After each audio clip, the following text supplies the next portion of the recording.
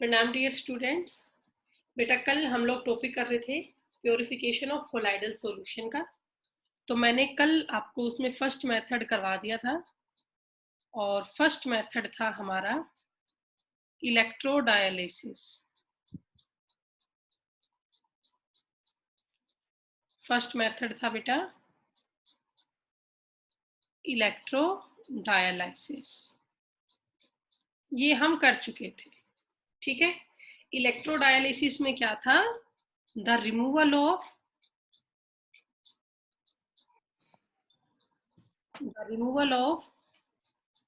impurities of crystalloids. The removal of impurities of crystalloids from the colloidal solution, from the colloidal solution under the influence of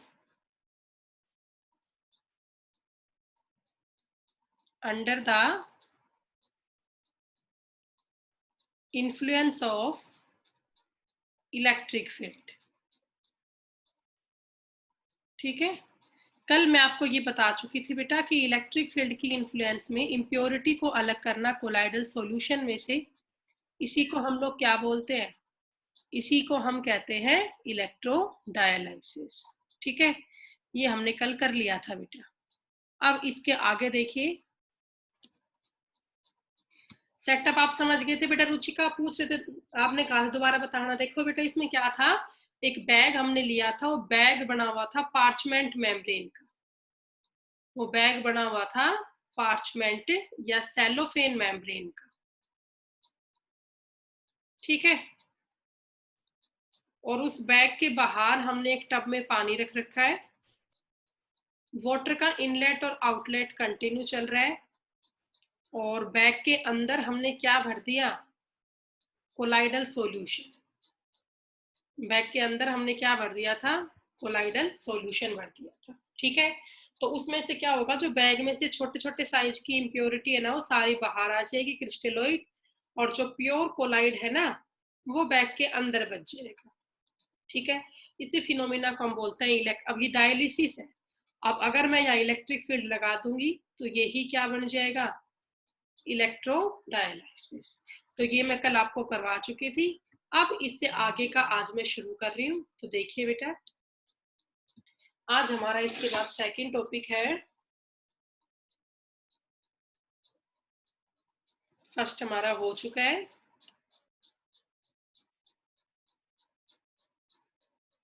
second is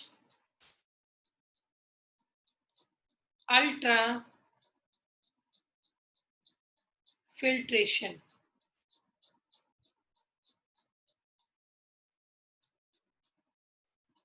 second method क्या है बेटा?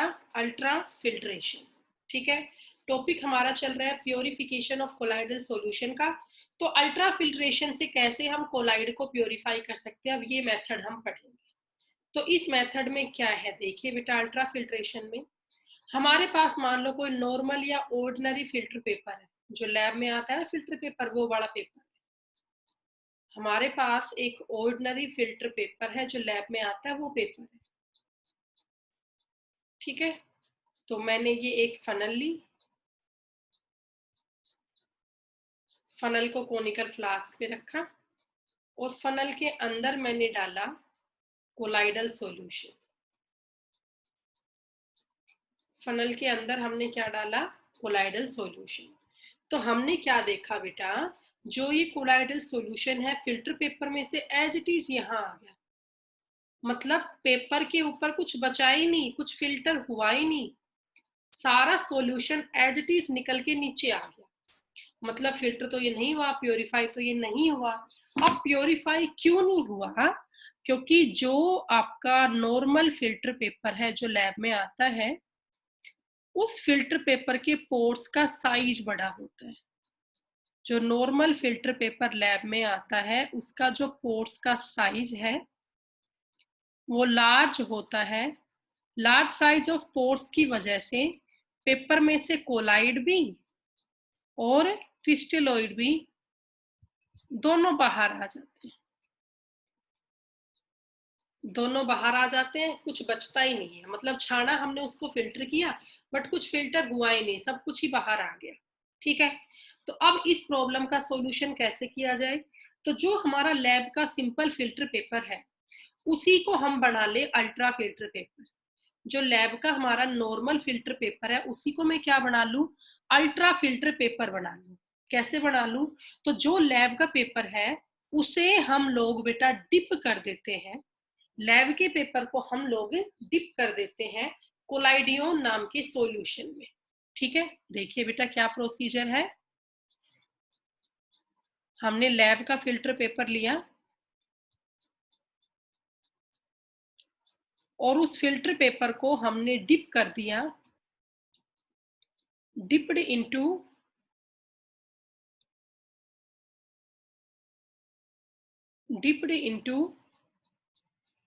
कोलाइडियन solution. बड़ा important है, 1 number में question exam में यहां से आता है, dipped into colloidal solution. What is colloidal solution? बहुत बार एग्जाम में आता है। तो 2 to 3% सॉल्यूशन, या 2 to 3 नहीं, 3 to 4 बोलो, 3 to 4% सॉल्यूशन ऑफ नाइट्रोसेलुलोज,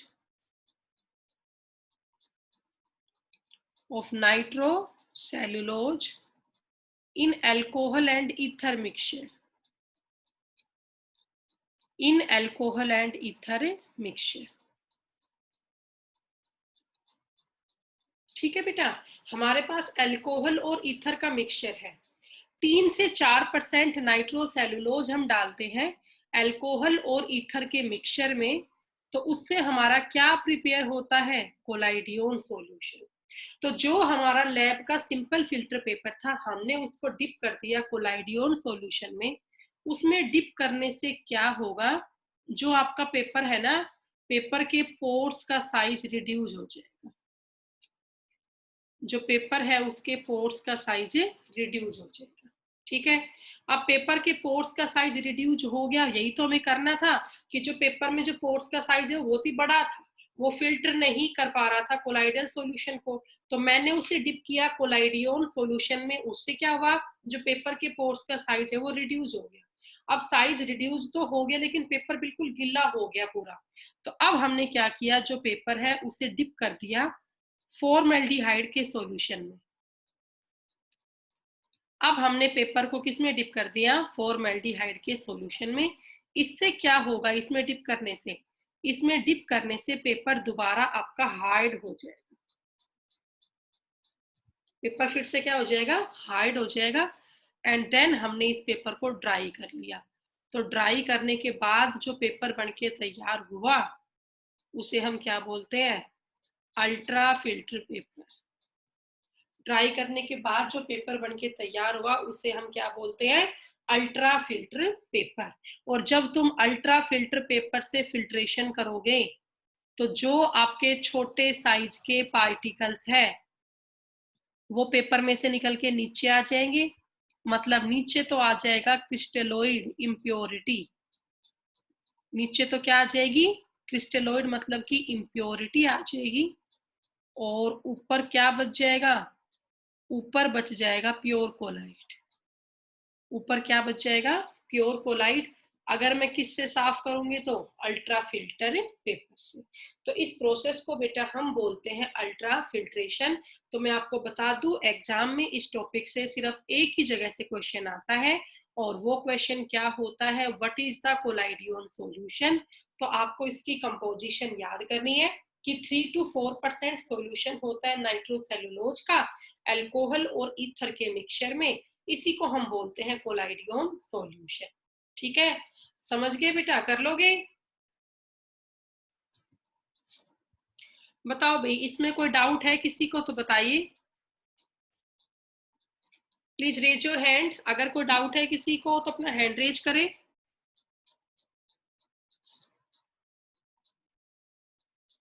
चलिए ठीक है, फिर मैं इसको रिमूव करती हूँ। तो ओके, अब इसके आगे देखिए बेटा, नेक्स्ट मेथड, प्योरिफिकेशन का आखिरी मेथड है ये। Last method is ultra centrifugation. Ultra centrifugation. बेटा आपने ये मशीन देखी होगी डेयरी वगैरह में, जहां पर फैट अलग निकालते हैं ना बेटा, मिल्क में जहां दूध में से फैट निकालते हैं, वहां तुमने देखी होगी सेंट्रीफ्यूगेशन मशीन। ठीक है, तो इसमें क्या होता है देखिए बेटा, इसमें हमारे पास एक इस तरह की मशीन होती है, सेंट्रीफ्यूगेशन मशीन, जो घूमती रहती है हाई स्पीड के ऊपर। और इसमें बेटा ऐसे बहुत सारे ना साचे से बने होते हैं यू, और इनके अंदर ये टेस्ट ट्यूब्स रखने की, सैंपल ट्यूब रखने का स्पेस रहता है। ठीक है, इनके अंदर ऐसे सैंपल ट्यूब रखने का स्पेस रहता है, और यहाँ मोटर वगैरह जुड़ी होती है, और मोटर से जुड़ने पर ये हाई स्पीड से घूमता है। अब हमने क्या किया, हमने एक सैंपल ट्यूब ली, उसमें क्या भर दिया, कोलाइडल सॉल्यूशन। सैंपल ट्यूब में क्या भर दिया, कोलाइडल सॉल्यूशन, और इस सैंपल ट्यूब को इसके अंदर रख दिया, जो ये मोल्ड बना रखा है इसमें रख दिया। अब सैंपल ट्यूब को भर के इन मोल्ड के अंदर रख दिया, और फिर मोटर चला दी बेटा, तो उससे जो ये मशीन है ये रोटेट करना शुरू कर देगी at a very high speed. जब ये मशीन बहुत ही हाई स्पीड से घूमेगी, तो कुछ देर के बाद हम इसको बंद करने पर क्या देखेंगे कि जो हमारी सैंपल ट्यूब थी, अब तुम उसे इसमें से बाहर निकालो। बाहर निकालने पर तुम क्या देखोगे, जो आपके हल्के पार्टिकल्स हैं, जो आपके हल्के पार्टिकल्स हैं वो तो ऊपर आ गए, और जो आपके हैवी पार्टिकल्स है वो नीचे रह गए।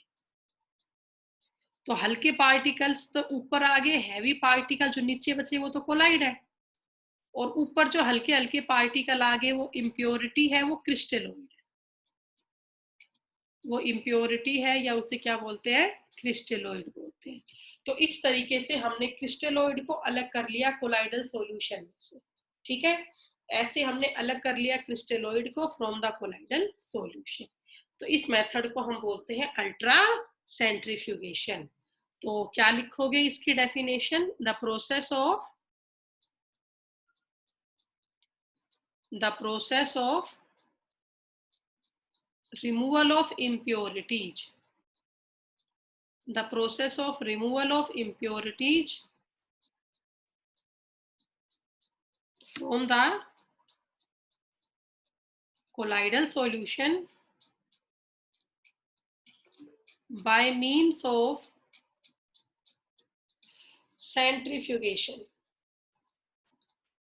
by means of centrifugation। इसी प्रोसेस को हम लोग क्या बोलते हैं, अल्ट्रा सेंट्रीफ्यूगेशन। इसी प्रोसेस को हम क्या कहते हैं बेटा, अल्ट्रा सेंट्रीफ्यूगेशन। तो ये आपके 3 मेथड्स थे क्या करने के, these are the 3 methods to purify the crystalloid solution. ठीक है, ओके। तो ये आपको करना है बेटा, कर लो। Yes ma'am. चलो कोई डाउट है इसमें तो बताओ, नहीं फिर मैं आगे पढ़ाऊं। तो ये आपका एक टॉपिक पूरा हो गया। अब अगला टॉपिक है हमारा प्रॉपर्टीज ऑफ कोलाइडल सॉल्यूशन का। नेक्स्ट टॉपिक है प्रॉपर्टीज ऑफ कोलाइडल सॉल्यूशन, वो देखिए बेटा आप।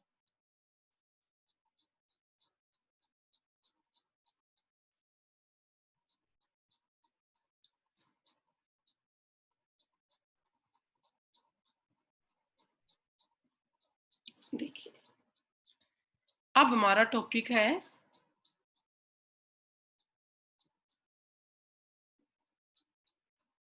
प्रॉपर्टीज ऑफ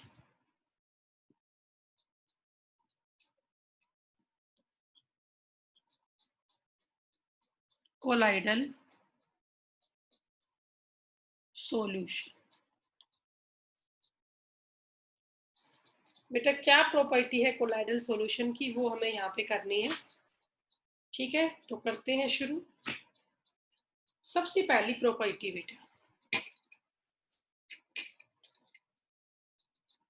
सबसे पहली प्रॉपर्टी हमारी यहाँ पे है mechanical property.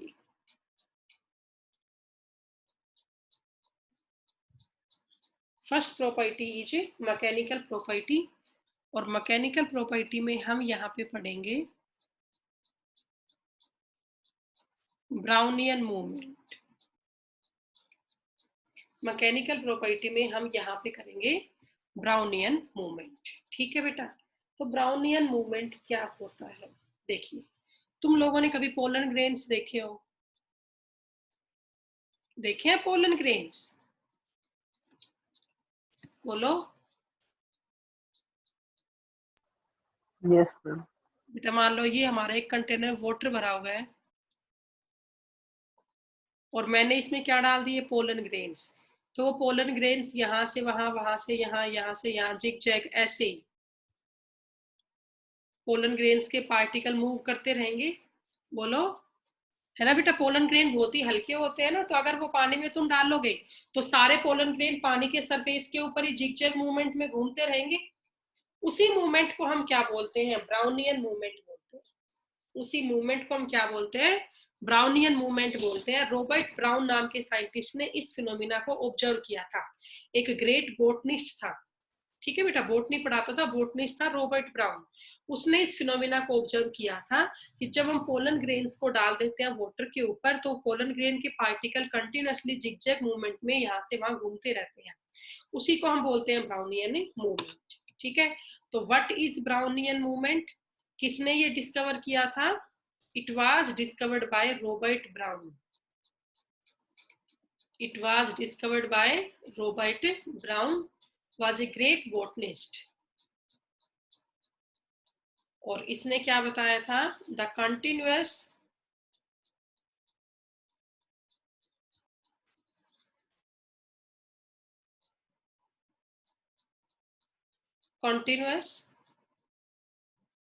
Zigzag movement of colloidal particle. लगातार जो जिगजैग मूवमेंट होता है किसका? कोलाइडल पार्टिकल्स का। ठीक है, किसमें? इन ए कोलाइडल सॉल्यूशन।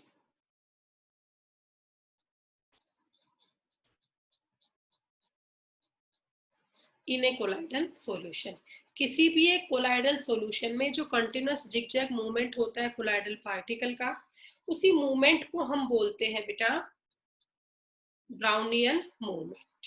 ठीक है, अब कुछ इसके फैक्टर्स है बेटा। तो पहला फैक्टर, पहली बात तो ये कि कोज, क्या वजह है कि ब्राउनियन मूवमेंट होता ही क्यों है? बहुत बार एग्जाम में आता है, what is the cause of Brownian movement?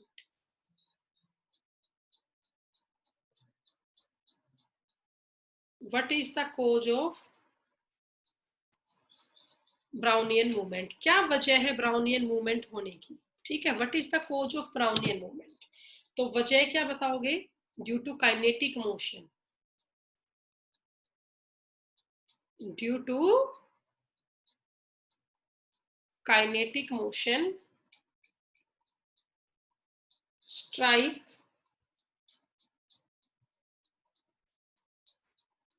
against the colloidal particle.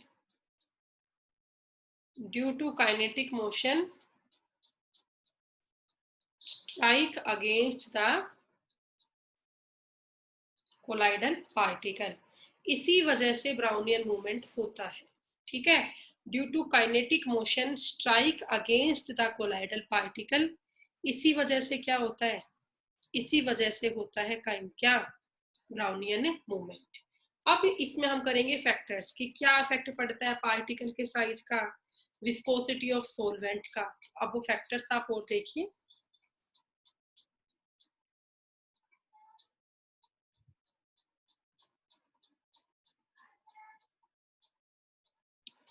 तो अब हम करेंगे बेटा factors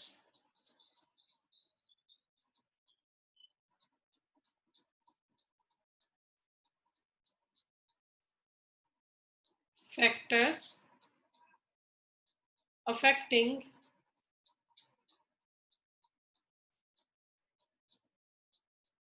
Brownian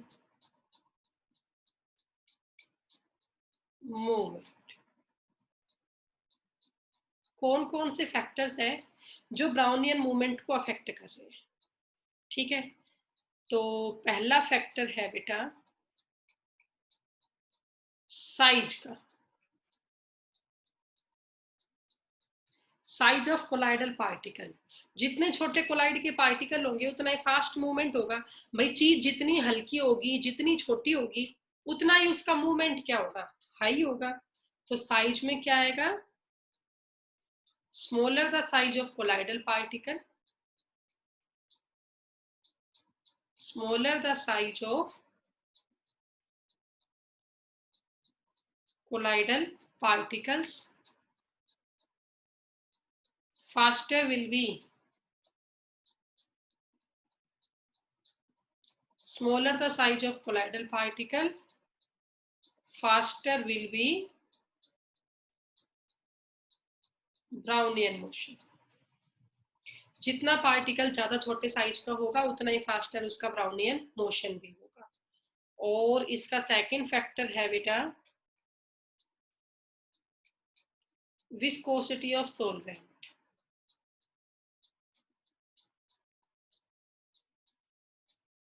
viscosity of solvent. एक तो मैं पोलन ग्रेन को पानी में डालूं, एक मैं पोलन ग्रेन को ऑयल में डालूं, तो ज्यादा किस में मूव करेंगे बताओ बेटा, बोलो बेटा, वाटर में या ऑयल में? वाटर। वाटर में। क्यों? क्योंकि वाटर की विस्कोसिटी कम है, ऑयल की विस्कोसिटी ज्यादा है।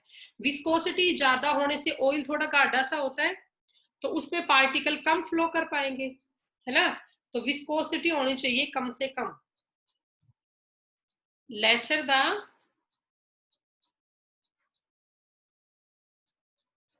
Viscosity of solvent.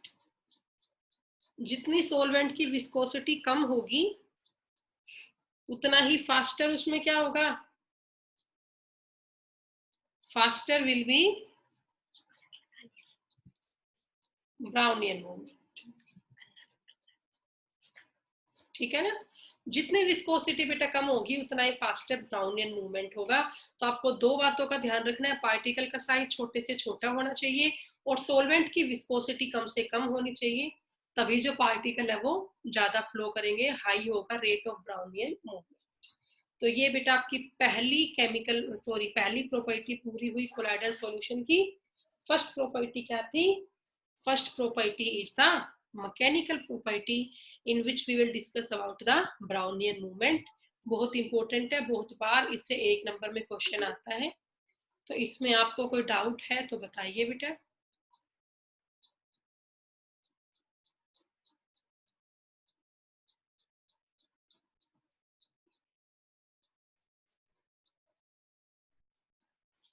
नहीं है तो ठीक है, फिर हम आगे पढ़ते हैं। नेक्स्ट हमारी केमिकल प्रॉपर्टी इसके बाद।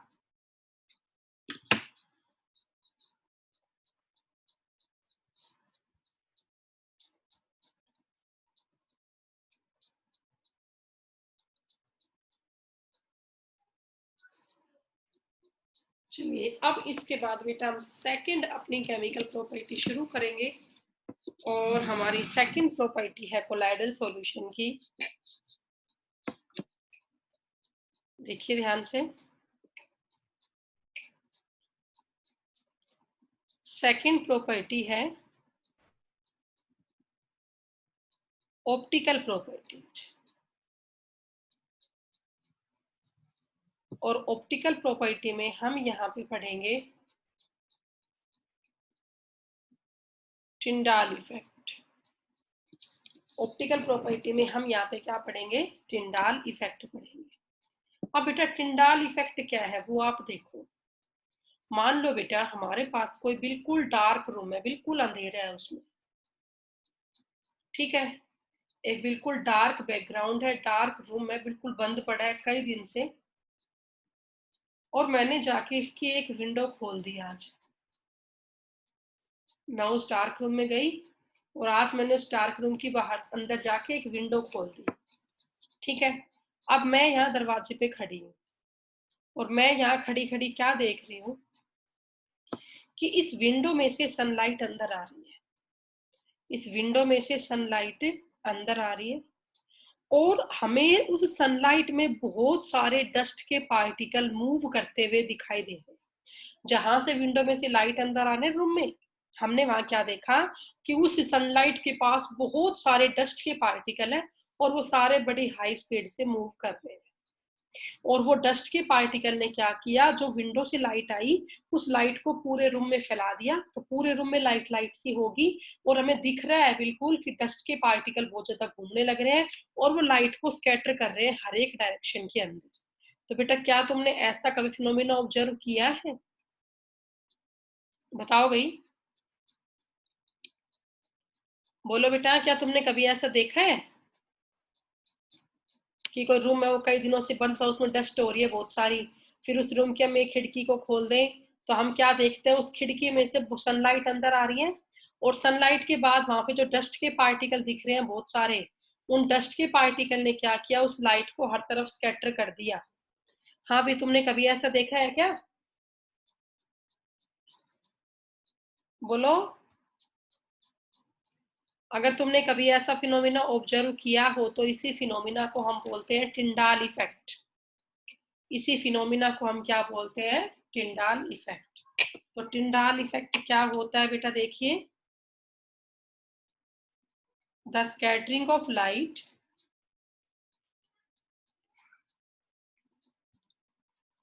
the scattering of light by the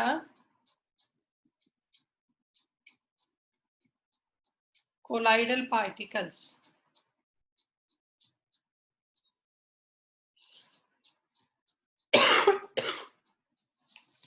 scattering of light by the colloidal particles present in a colloidal solution।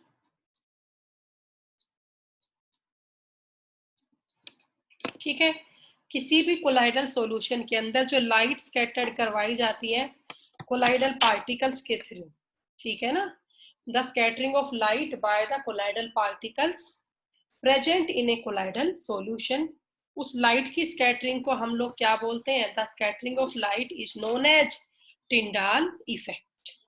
Okay, और बेटा ये जो फिनोमिना है ये सिगमोंडी ने ऑब्जर्व किया था, जेड इसमें साइलेंट है। सिगमोंडी नाम के साइंटिस्ट ने ये फिनोमिना ऑब्जर्व किया था 1903 में। और जो ये फिनोमिना है ना, ये कंफर्म कर देता है, it confirms the heterogeneous it confirms the heterogeneous mixture of colloidal solution। it confirms the heterogeneous mixture of colloidal solution। इससे ये कंफर्म हो जाता है कि जो कोलाइडल सॉल्यूशन है वो एक हेट्रोजीनस मिक्सचर है। बताया था ना, कोलाइड दिखाई तो होमोजीनस देते हैं, बट एक्चुअल में कोलाइडल सॉल्यूशन कैसा होता है? हेट्रोजीनस होता है। तो ये उसको कंफर्म करता है। अब इसका बेटा डायग्राम वगैरह भी है, तो वो मैं आपको नेक्स्ट लेक्चर में समझाऊंगी अभी। ठीक है।